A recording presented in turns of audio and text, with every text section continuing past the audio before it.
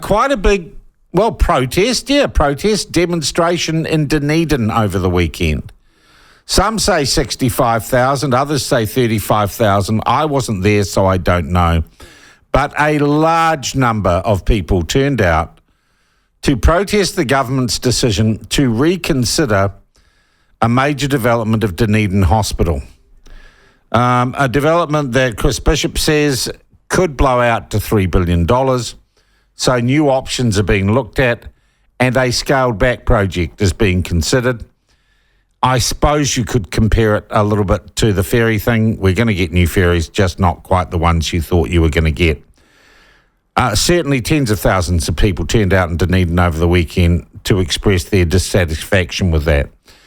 I wanted to get the feel of the city, see what was going on and what the issues are there. I think the best person to do that with is the Mayor of Dunedin, Jules Radich, who joins us on the line now. Your Worship, good morning. Good morning. All right, do you have and not that it's important, but people argue over it, do you have a crowd estimate for that protest in the weekend? I'll just go with the police estimates of 35,000. Yeah. Yes.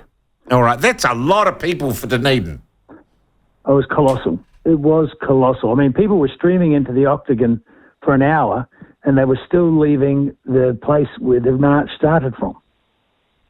Wow. Okay. Was the council involved or were you observers to this, Jules? Oh, no, we were involved, very much so. But it wasn't just us. There was a whole range of medical groups and community groups that were involved to get the people there. Yeah. And so it was very much a team effort. All right.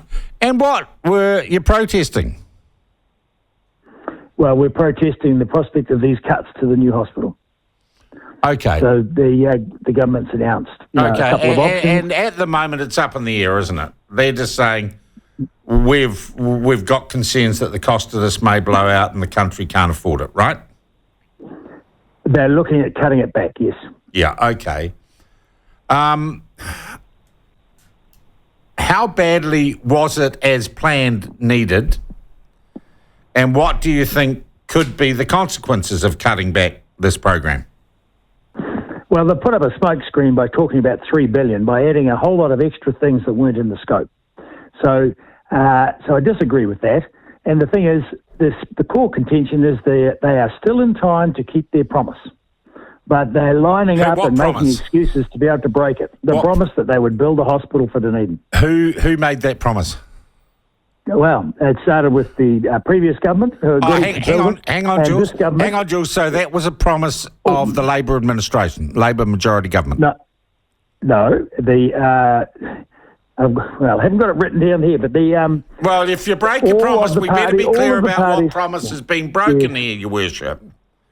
Who promised to build the hospital as originally conceived? The National Party pre-election. Well, so the Labor... Okay, so they said we would continue with Labor's promise. They topped it up. They topped up the budget pre-election, and then Labor came up to that mark as well. So both the blue and the red were united. Not united, but they had both agreed to build the hospital. Classic. They were outbidding each other with the taxpayers' money, right? Correct. Okay. So, that's fair enough. I guess that's a promise broken, but both sides were making it. I presume both sides probably knew it was financially unemployable. How much is the government prepared to spend right now to improve health services in Dunedin? They're prepared to spend $1.88 billion on the hospital. And so the simple thing is to just carry on and build the inpatients, and they can build that building for that money, I believe. Yeah. With good contract management, they can do it. And it's as simple as that. They've got the money, they've got the appropriations for $1.88 billion. They've got the plans, 2,500 pages of plans they've got on site already. They've got the piles done, finished. They were finished this last week on Wednesday. So all they have to do is carry on with the build, and I believe they can do it for $1.88 billion. Okay. But they're saying, no, we're going to stop everything and go back to the drawing board. Well, not quite like that. That's a simplistic way to put it, but they've put up two options. One of them is scrap this brand new build, which they've got the piles in the ground already and the plans made, and go back and refurbish the ward block while they've got a hospital that's running in there, which is like, let's go back 50 years and start from that. Okay, and what's the other option? You said there were two options. Yeah, the other option is to build this ward block and then maybe shell some floors or do some other, leave some bits of it off. Okay. And I believe with good contract management, they can keep their promise do that. And okay. build. So you're saying of those two options, none of this is what you were promised by both political parties who were bidding for your votes. So you say the option to go ahead and maybe scale back the nature of the project. I guess you could also build it as conceived, but not commission part of the building until you've got more money.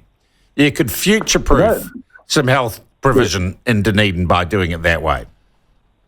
Those are various options they're looking at. I believe they can do it. With the money they've got, they can build that building with all the services and facilities, with good contract management. Yeah.